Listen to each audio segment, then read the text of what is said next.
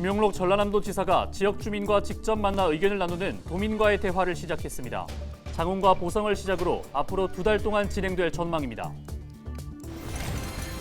14일 여순사건 특별법 시행령 개정안이 국무회의에서 의결됐습니다. 이로써 여수, 순천 11구 사건 희생자 유족 신고 기간이 올 연말까지 늘어날 전망입니다. 2023 순천만 국제정원 박람회장에서 1박 2일 머무를 수 있는 가든스테이의 예약이 시작됐습니다. 예약 첫날 4월 주말 예약이 모두 마감되면서 관광객들의 관심을 받고 있습니다. 광양 중마동 커뮤니티 센터가 문을 닫았습니다. 광양시는 빈 공간을 새 용도로 활용할 계획인데 지역민들은 다양한 의견을 내놓고 있습니다.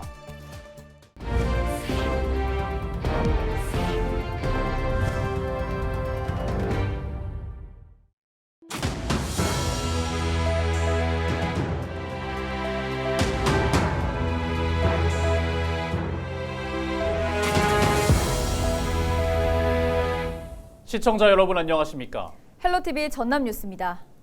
김용록 전남도지사가 14일 장흥군을 찾아 민선 8기 첫 도민과의 대화 시간을 가졌습니다. 장흥군민회관에서 열린 이번 행사는 전남도정 10대 현안 보고를 시작으로 지역 현안에 대한 군민들의 질문에 김 지사가 즉답하는 형식으로 진행됐습니다.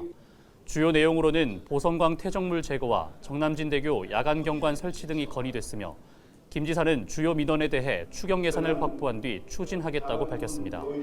김 지사의 도민과의 대화는 고흥과 무안 등에서 계속해서 이어질 예정입니다. 여수 순천 11구 사건 희생자 유족 신고 기간이 올 연말까지 연장됐습니다. 행정안전부는 14일 국무회의에서 여수 순천 11구 사건 진상규명 및 희생자 명예회복에 관한 특별법 시행령 개정안이 의결됐다고 밝혔습니다. 이에 따라 여순 사건 희생자와 유족은 오는 12월 31일까지 신고할 수 있습니다. 전남 지역 거주자는 가까운 시군과 읍면동 민원실에서, 전남 밖 거주자는 전남도청 여순 사건 지원단을 통해 신고서를 제출하면 되며 우편으로도 접수할 수 있습니다. 한편 여순 사건 피해는 지난 1월 21일까지 6,600여 건 접수됐으며 전체 피해자 추산치의 73%에 그쳐 신고 기간 연장 요구가 이어져 왔습니다. 전남에서 유통되고 있는 농수산물과 가공식품이 방사능으로부터 안전한 것으로 확인됐습니다. 전라남도 보건환경연구원은 전남 지역 유통식품과 학교급식 식재료 등 287건을 검사한 결과 모두 안전한 것으로 확인됐다고 밝혔습니다. 식품 검사는 가장 많이 발생하는 감마 핵종인 세슘과 요오드 오염지표로 검사를 마쳤다고 설명했습니다. 방사성 요오드는 갑상선에 축적돼 암을 유발할 수 있으며 방사성 세슘은 신장 등에 축적돼 각종 질병을 유발할 수 있는 것으로 알려졌습니다. 2023 순천만 국제정원 박람회가 열리는 7개월 동안 국가정원 안에서 특별한 프로그램이 진행됩니다. 1박 2일 동안 정원 속에서 살아보는 가든스테이인데요. 매일 최대 100명까지만 참여할 수 있는 만큼 벌써부터 관심이 모아지고 있습니다. 보도에 서경 기자입니다. 순천만 국가정원 동문 인근에 조성되고 있는 가든스테이 공사 현장입니다. 현재는 삼나무로 지어진 캐빈하우스 35개 동이 자리를 잡았고 하우스 앞 마당 공사가 한창입니다. 스페인 정원을 지나 해룡천 인근까지 넓은 잔디 위에 줄지어 들어선 캐빈하우스. 이곳에 숙박 신청을 하면 1박 2일 동안 정원을 통째로 대관하는 것이나 다름없습니다. 박람회장이 폐장한 이후 정원의 밤과 새벽, 아침을 아무런 방해 없이 오롯이 경험할 수 있기 때문입니다.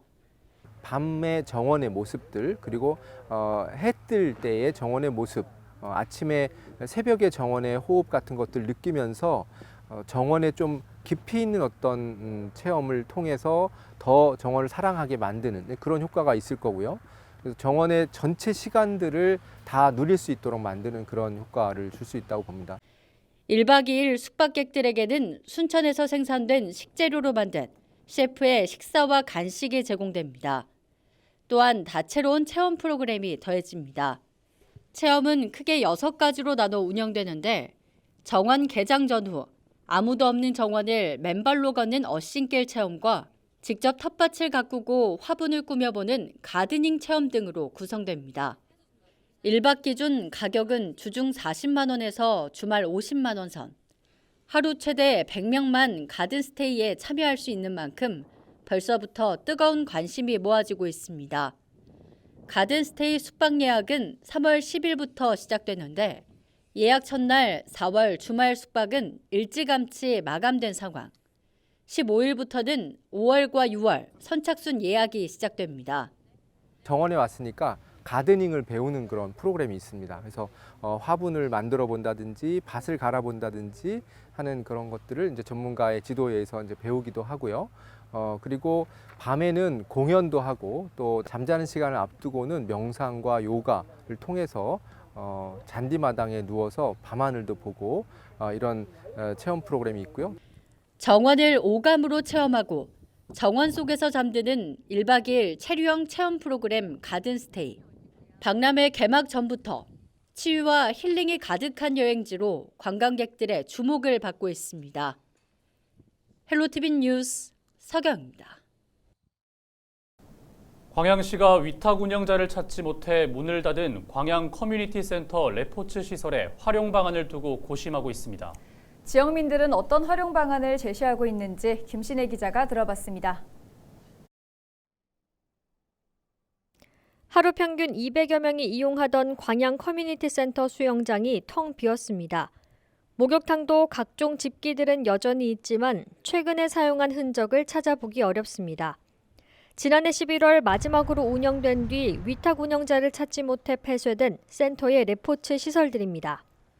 광양시는 기존 공간을 철거하고 새로운 활용 방안을 찾겠다는 입장, 수소사업 홍보센터나 시 사무실로 활용하겠다는 구상을 내놓기도 했습니다. 반면 시의회 생각은 조금 다릅니다. 아이들을 위한 생존 수영 교육시설로 활용하자는 겁니다.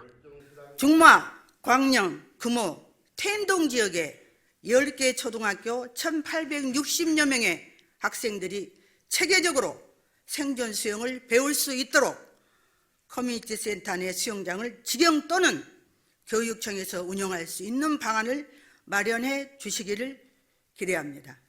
시민들의 생각도 들어봤습니다. 체육활동이나 문화활동 등 시민들을 위한 공간으로 활용하거나 우리 건강상이고 이렇게 봤을 때는 아마 스포츠 이런 구석으로 했으면 나는 더 활용이 더 좋지 않나 생각이 옵니다. 헬스장이나 할지 뭐 이런 주말에 엄마 젊은 엄마는 많이 살거든요. 그렇게 노는 엄마는 있으니까 가서 하면 좋겠죠. 체육이나 이렇게 뭐 하는 거 해놓고 이제 또 뭐 만들기도 있잖아요. 한쪽에서 그런 것도 만들고 그런 거 배우고 그러면 좋잖아요. 아이들을 위한 놀이공간으로 활용하면 좋겠다는 의견이 나왔습니다. 실내에서 그렇게 놀 수 있는 공간은 그렇게 많지 않은 것 같아요. 광양시 이쪽은. 그래서 이제 애들이 그쪽에 가면 애들이 실내에서 마음껏 이렇게 체험하고 놀 수 있는 공간을 만들어줘도 괜찮을 것 같다는.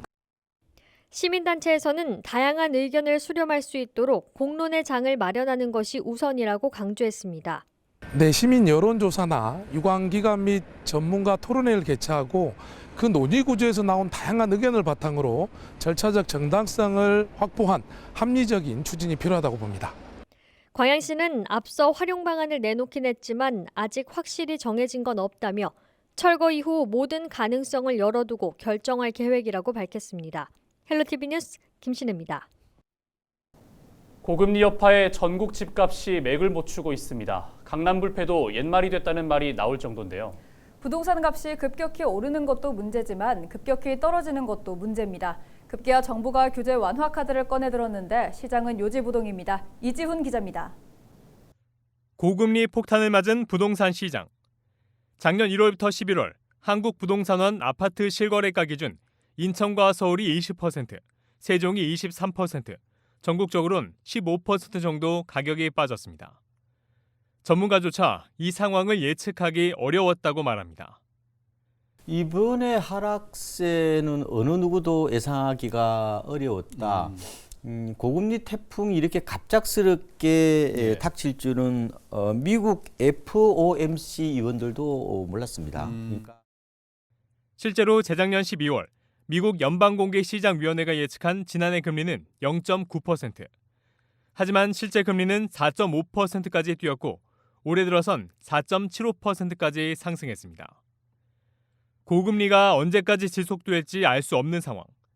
정부는 지난 1월 부동산을 사고 파는 데 적용된 규제를 대부분 해제했습니다. 하지만 시장은 요지부동. 부동산 바닥은 언제일까? 전 세계적으로 경제 상황이 사실 좋지는 않습니다. 예. 지금 3구죠. 그쵸? 환율 높고요. 예. 금리 높고요. 그리고 물가 상승률 높은데 이거를 받쳐줄 수가 없는 상황이기 때문에 네. 아직은 지금 바닥이다라고 말씀드리기도 좀 어렵고요. 따라서 급하게 집을 구매할 필요가 없다고 조언합니다. 그럼에도 내 집 마련이 시급한 경우 헐값 매물을 눈여겨보라고 말합니다. 주로 고점이 2021년 10월입니다. 예. 실거래가 기준으로 보면. 그때 대비해서 제 생각에 서울은 한 마이너스 30%, 그리고 수도권은 마이너스 40%, 지방은 약간 편차가 있습니다. 예. 역시 한 30%, 한 40% 정도에 떨어진 단지들 모아다가 베이스 캠프를 치는 거죠. 예. 거기에 마음에 드는 매물을 좀 골라서 내 집 마련해 보는 방법이 있고요. 네. 특집 헬로 이슈 토크는 박원갑 KB국민은행 수석부동산 전문위원과 하정민 전주대 부동산 국토정보학과 객원 교수를 초대해 올해 부동산 시장을 전망해봅니다. 헬로TV 뉴스 이지훈입니다.